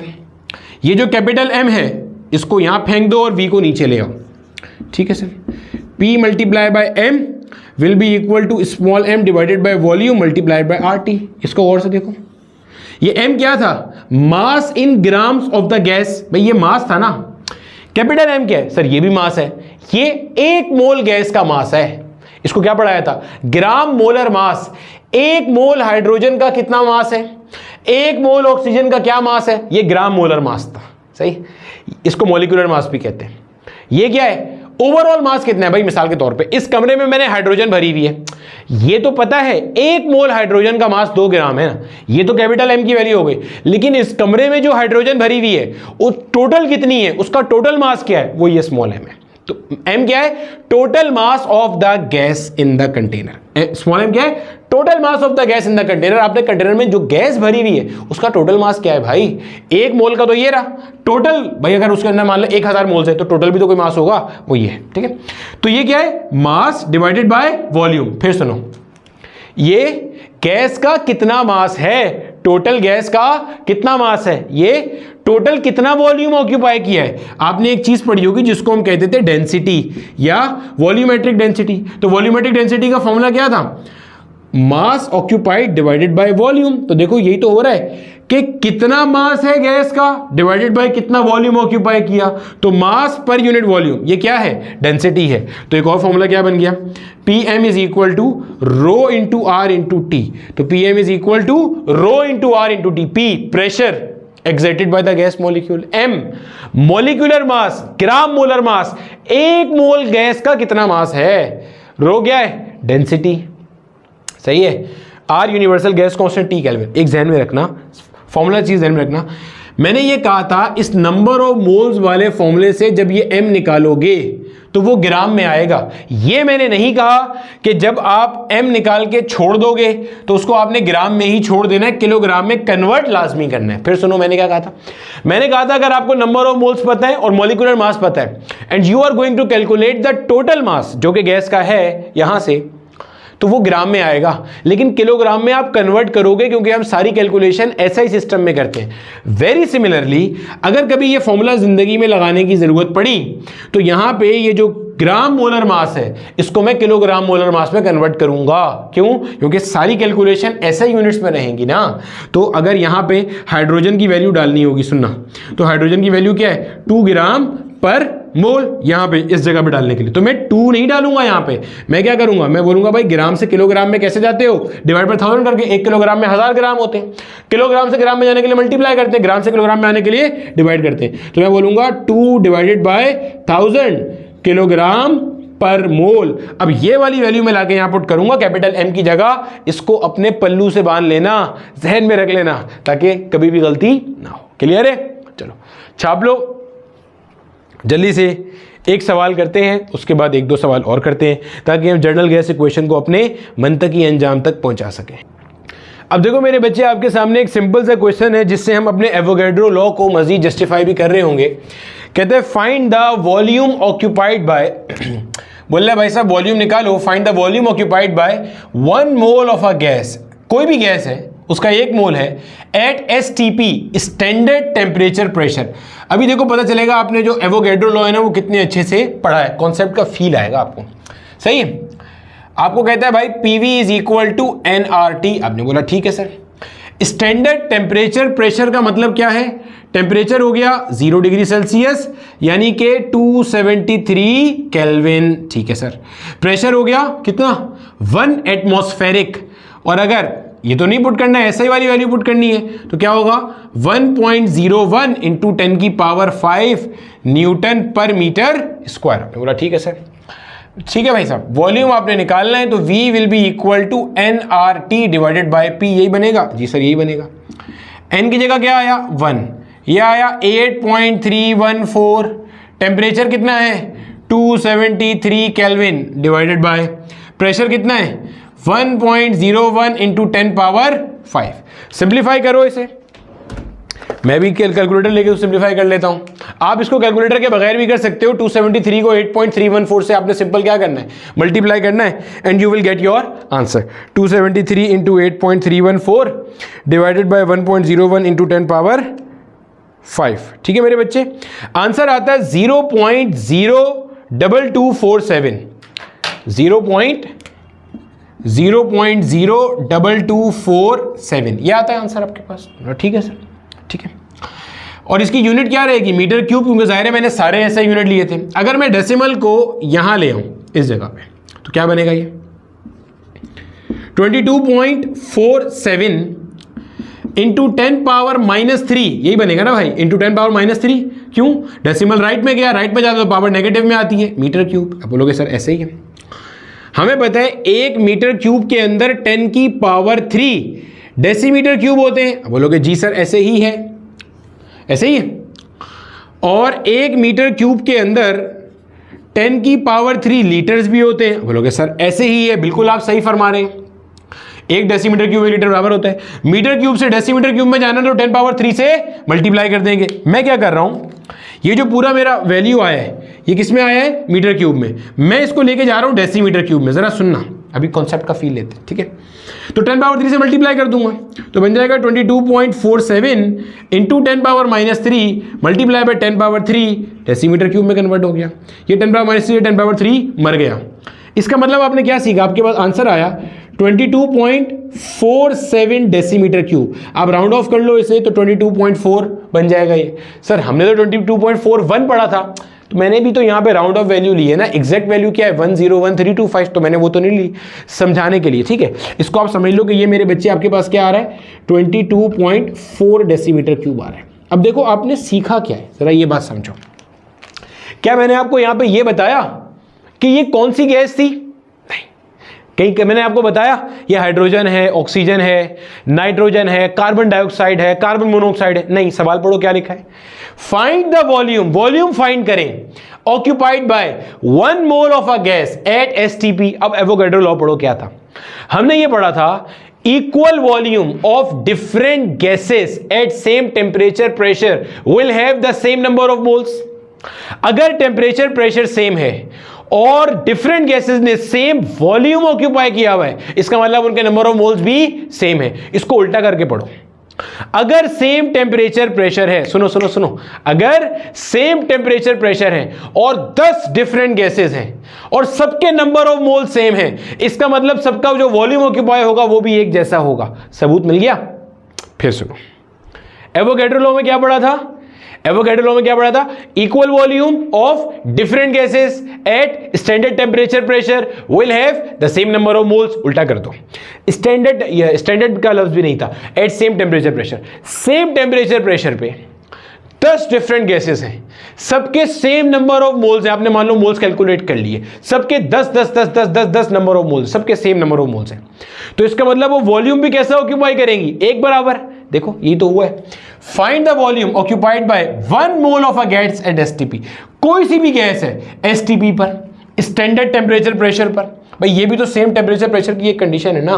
मतलब आपने 0 डिग्री सेल्सियस और 1 atm फिक्स कर दिया, तो सेम टेम्परेचर प्रेशर पर कोई भी गैस अगर उसका 1 मोल है तो कितना वॉल्यूम ऑक्यूपाई करेगा? 22.41 डेसीमीटर क्यूब या 22.4 डेसीमीटर क्यूब। इसको मोलर वॉल्यूम भी कहते हैं। इसको क्या कहते हैं अपन लोग? शायद आपने केमिस्ट्री में पढ़ा हो, लेकिन अब आपको फिजिक्स में इसका कॉन्सेप्ट समझ में आ गया होगा कि ये क्या है। इसको आप मोलर वॉल्यूम भी कहते हो। मोलर वॉल्यूम क्या है? Volume occupied by 1 mole of a gas eight standard temperature pressure. दुनिया भर की कोई भी गैस हो, कोई भी गैस हो, स्टैंडर्ड टेम्परेचर प्रेशर पर अगर उसका 1 मोल है तो इतना वॉल्यूम ऑक्यूपाई करेगा। अगर 2 मोल है तो 2 से मल्टीप्लाई कर देना, 3 मोल है तो 3 से कर देना। Getting my point? तो this is the definition of molar volume के at standard temperature pressure volume occupied by 1 mole of a gas is 22.41 decimetre cube. Clear है मेरे बच्चे? छाप लो, आगे चलें, कुछ और सवाल करें। अब देखो मेरे बच्चे, आपके सामने एक सवाल दिया हुआ है जो कि education testing and evaluation agency ने 2018 में पूछा है। कहता है balloon is filled at 27 degree Celsius and 1 atm pressure up to a volume of 500 metre cube. ठीक है, आपको इन्होंने ये दे दिया एक अदर टेम्परेचर, इसे आपने T1 कह दिया। ये उन्होंने दे दिया आपको एक प्रेशर, इसे आपने P1 कह दिया। ये उन्होंने दे दिया आपको एक वॉल्यूम, इसे आपने V1 कह दिया। कहता है -3 डिग्री सेल्सियस टेम्परेचर चेंज कर दिया एंड 0.5 atm प्रेशर, और प्रेशर भी चेंज हो गया। Volume of helium gas contained in balloon will be. Sir इन्होंने कहीं ये कहा कि आपने जो गैस थे उसके नंबर ऑफ मोल्स कम ज्यादा किए? नहीं। सवाल समझना, आपने एक बलून में गैस भरी, पहले टेम्परेचर प्रेशर ये था तो उस गैस ने ये वॉल्यूम ऑक्यूपाई किया हुआ था। अब कह रहा है कि आपने टेम्परेचर चेंज कर दिया और प्रेशर चेंज कर दिया, बताइए कि इस हीलियम गैस ने जो वॉल्यूम ऑक्यूपाई किया हुआ है वो क्या है। गोया कि आपके नंबर ऑफ मोल्स फिक्स करे हुए हैं इसने। ये वही वाली बात तो है जो मैं आपको कह रहा था, PV is equal to NRT। भाई R तो वैसे ही कांस्टेंट है, N इसने कांस्टेंट कर दिया, तो क्या बना, वही बनेगा। PV upon T is equal to constant, जैसे आपको सिखाया था, बस रिलेशन बन गया। P1 V1 upon T1 is equal to P2 V2 upon T2। Values put करेंगे और आंसर आ जाएगा भाई।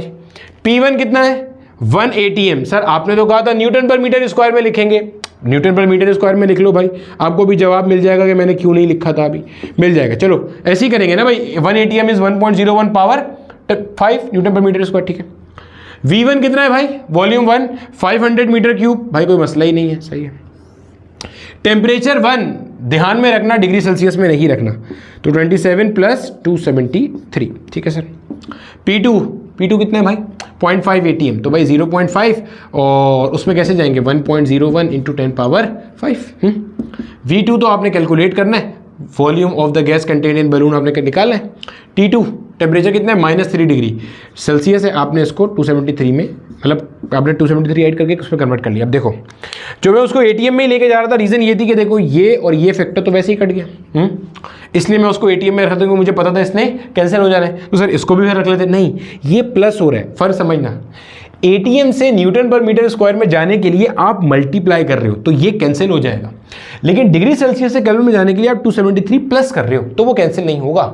सही है, ऐसा ना हो जज्बाती होकर कैंसिल कर देना, ठीक है भाई। चलो अब क्या करें, सिंप्लीफाई कर दो। ऊपर आ गया आपके पास 500, डिवीजन में 273 को 27 जोड़ा तो क्या हो गया, ये 300 हो गया। ये हो गया आपका 0.5 V2, 273 में से आपने 3 को माइनस किया तो क्या हो गया, ये 270 हो गया, चलो ठीक है सर। ये और ये 2 0 से 2 0 आपके पास मर गए, चलो ठीक है सर, कोई परेशानी नहीं है। 270 यहाँ डिवाइड हो रहा है, वहाँ जाके मल्टीप्लाई हो जाएगा, चलो ठीक है सर। ये हो गया भाई 5/3 मल्टीप्लाई बाय 270 इस 0.5 को मैं लिख सकता हूँ 1/2 और ये V2 एज इट इज आ गया, ठीक है सर। 3 9 होता है 27, ठीक है सर, 0 आ गया एज इट इज, ठीक है सर। ये 2 यहाँ डिवाइड हो रहा है, इधर आके मल्टीप्लाई हो जाएगा, 2 को 5 से मल्टीप्लाई कर दो भाई, 10 मल्टीप्लाई में आ गया 90 इज इक्वल टू V2। 90 को 10 से मल्टीप्लाई करोगे तो क्या हो गया 900 और इसकी यूनिट क्या है, मीटर क्यूब, तो क्या आ गया भाई 900 मीटर क्यूब। क्लियर हो गया।